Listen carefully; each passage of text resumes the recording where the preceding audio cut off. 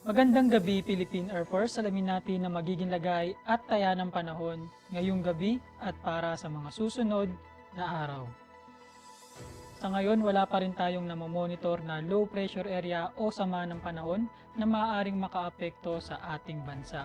Tanging ang easterlies o yung mainit na hangin na nagmumula sa karagatang Pasipiko ang siyang makakaapekto partikular na sa eastern section ng Visayas at Mindanao. Dahil nga dito, asahan pa rin bukas sa buong Luzon, Visayas at Mindanao ang bahagyang maulap hanggang sa maulap na kalangitan na may mga tsansa ng pulu-pulong pag-ulan, pagkidlat o pagkulog na madalas sa hapon o gabi.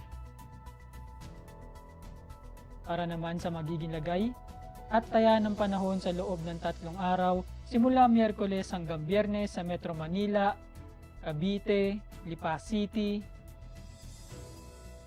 Angeles, Puerto Princesa, Kalayaan Island, Actan, Zamboanga, at maging sa Davao asahan ng bahagyang maulap hanggang sa maulap na kalangitan na may mga pulu-pulong pag-ulan, pagkidlat o pagkulog.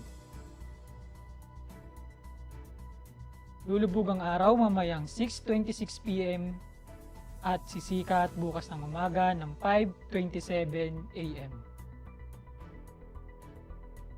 Meron tayong 0% or new moon. Para manatiling updated sa lagay at taya ng panahon, ipalo lamang ang Air Force Weather Center sa aming official social media accounts.